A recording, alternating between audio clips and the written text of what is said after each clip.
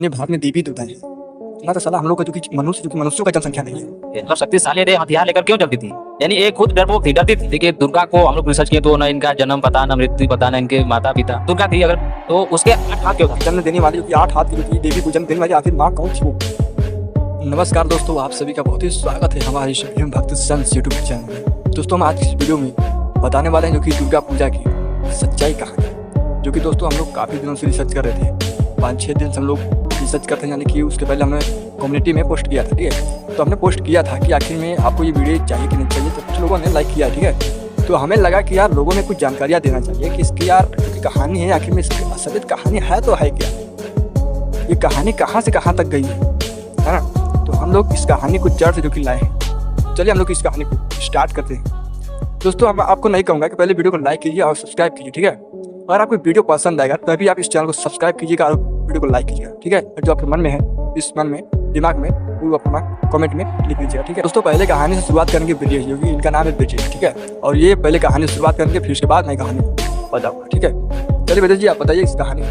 देखिए ये जो दुर्गा थी ये कौन थी? देखिए दुर्गा को हम लोग रिसर्च किए तो ना इनका जन्म पता, ना मृत्यु पता, ना इनके माता पिता।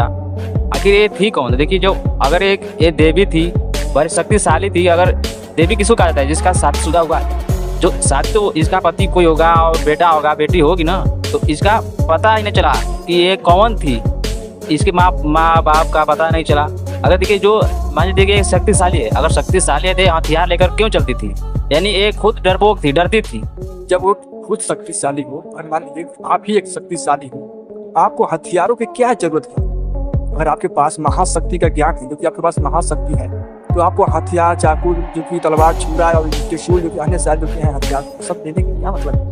जो कि आप खून लेकर, जो कि आप खुद एक शक्ति के दाता है, तो आपको कौन सी जो कि मारने के लिए कि आपको हथियार की जरूरत पड़ रही है? यानी कि आप एक डरपोक है, यानी कि आप एक डरपोक जो कि है, जो कि आप सोच रहे कि हमें कोई मार लेना।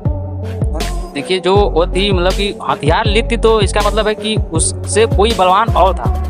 जो दुर्गा थी तो वो हथियार लेती, तो उससे मतलब कोई बलवान और था। मान लीजिए एक दुर्गा थी अगर, तो उसके 8 हाथ क्यों था? वो भी एक इंसान थी।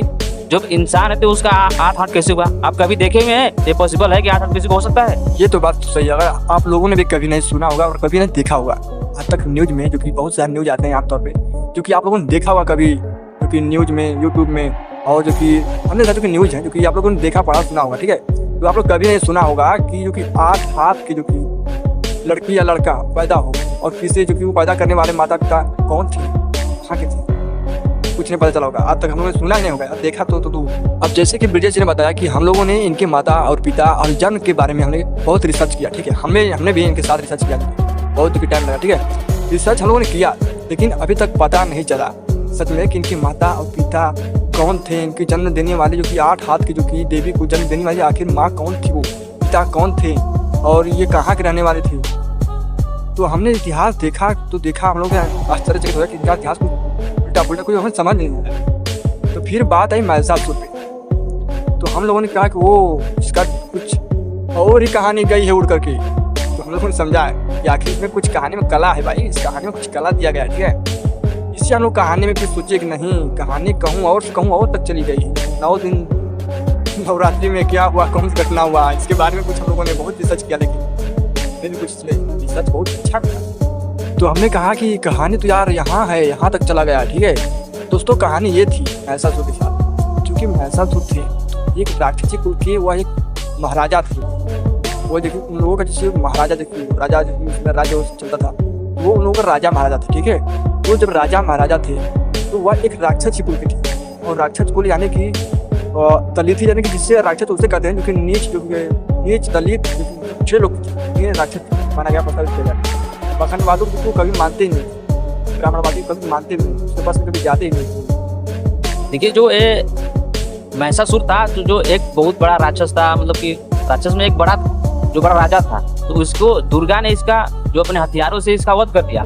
जो धीरे धीरे पखंडवादी मनवादी जो लोग होते हैं ना, तो उसको क्या बोल रहे हैं कि अपने पूजने लगे और दूसरे से पूजवाने लगे। तो जो धीरे धीरे जो पखंडवादियों ने इसका एक जयंती मनाने लगे कि ये मतलब ये विजय प्राप्त की है, तो ये 9 दिन में उसका वध कर दिया। और जब वध किया तो धीरे धीरे मनाने लगे, और धीरे धीरे सभी लोग मनाने लगे, धीरे धीरे इसीलिए बस चर्चित हो गई। और इसमें देखिए बात कुछ नहीं ना, तो आप एक पॉसिबल है कि इसके हाथ हो सकते हैं। जब इसके पास उतना शक्ति थी तो आखिर हथियार लेकर क्यों चलती थी? अगर इसके पास शक्ति था तो हथियार लेकर नहीं चलनी थी। इनके पास शक्ति ये जो कि शक्ति के दाता है, जो कि इनके सामने किसी के पास ना चलने वाला हो, वो किसी को क्या मार सकता है। समझिए ये जो कि खुद जो कि तलवार जो कि त्रिशूल जो कि अन्य प्रकार के जो कि लेके चलती रहती थी, तो ये चलती रहती थी तो क्यों लेके चलती रहती थी? आखिर में इनसे भी कोई पीछे जो कि था, इनसे कोई शक्ति वाला, ईश्वर शक्ति वाला इनसे कोई नीचे था, तभी तो ये डर रहे थे उनसे। दोस्तों इसी प्रकार से आप समझिए, ये कहानी एक काल्पनिक कहानी है। समझिए इस विचार से कि जो खुद जो कि शक्ति के दाता है वो क्यों डर रहे हैं, वो क्यों अपने साथ जो कि हथियार लेके चल रहे हैं।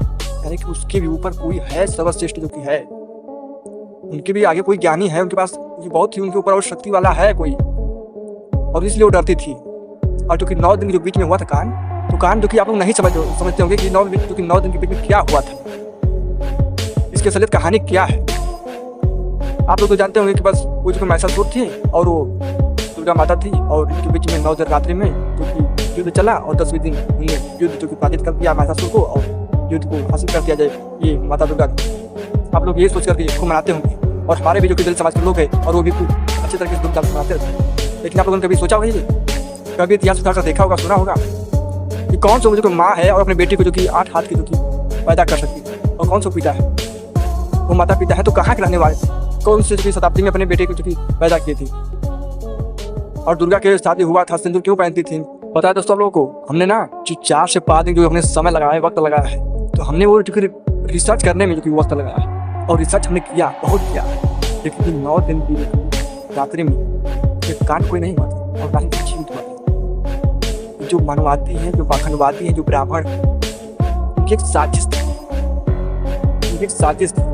तो दोस्तों आप ये बताइए, जितने भारत में देवी देवता है, मतलब साला हम लोग का जो कि मनुष्यों का जनसंख्या नहीं है, 56 करोड़ बताया जाता है सिर्फ भारत में। मैं पढ़ने में कर रहा हूँ, बस सिर्फ भारत में 56 करोड़ जो कि देवी देवता बताए जाते हैं। और वो कौन बताते हैं? मानववादी बताते हैं, पाखंडवाद लोग बताते हैं, वही बताते हैं कि इस भारत में 56 करोड़, कहते 56 करोड़ कितना होता है? उतना तो हम लोग का आबादी नहीं है यार, मनुष्यों का आबादी भी नहीं है।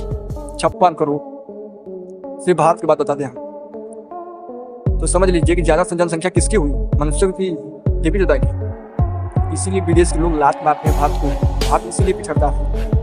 और भारत में ज़्यादा जनसंख्या वाला हम ही लोग के लोग हैं, दलित समाज के ज़्यादातर हम ही लोग का ज़्यादा जनसंख्या इस भारत में। अगर चाहे हम लोग तो भारत में हम लोग राज करें। अगर ये हमारे दलित समाज के लोग हैं ना, सहमत होंगे अपनी सच्चाई और ताकत, तो हम लोग इस बात में राज करेंगे। और यही तो नहीं चाहते हैं मानववादी, यही तो नहीं चाहते हैं। अगर ये लोग इकट्ठा हो गए हैं तो हम लोग का बस नहीं चलेगा इस भारत में। हाँ, और इसी प्रकार से देख रहे हैं आप लोग कि शिक्षा कितना महंगाई बढ़ाते जा रहे हैं। इसीलिए शिक्षा को महंगाई बढ़ाते जा रहे हैं। अगर ये आप लोग संविधान के बारे में जानेंगे, अपने कानून के बारे में जानेंगे, तो ये लोग कभी पाखंडवाद नहीं मानेंगे, और ना ही कभी देवी देवता को मानेंगे। ये लोग तो ये चाहते हैं कि इसी में फंसे रहें। ज़्यादा तो ओबीसी वाले लोग जो कि बहुत पाखंडवाद में फंसे हुए हैं अभी तक। कुछ तो SC के लोग कुछ फर्क पड़ा है, लेकिन ओबीसी वाले को कुछ फर्क नहीं पड़ा है। और वो लोग यही चाहते हैं कि मैं उन लोगों से ये सच करूँगा, पाखंडवाद के चक्कर में कभी नहीं पड़े। और ये पढ़ेंगे उसका भगवान जरूर पाएंगे। जितनी जल्दी हो उतनी जल्दी अपनी आँख की पट्टी खोलें। पहले अपने घर को, अपने परिवार को पहले शिक्षित बनाएं और संगठित बने।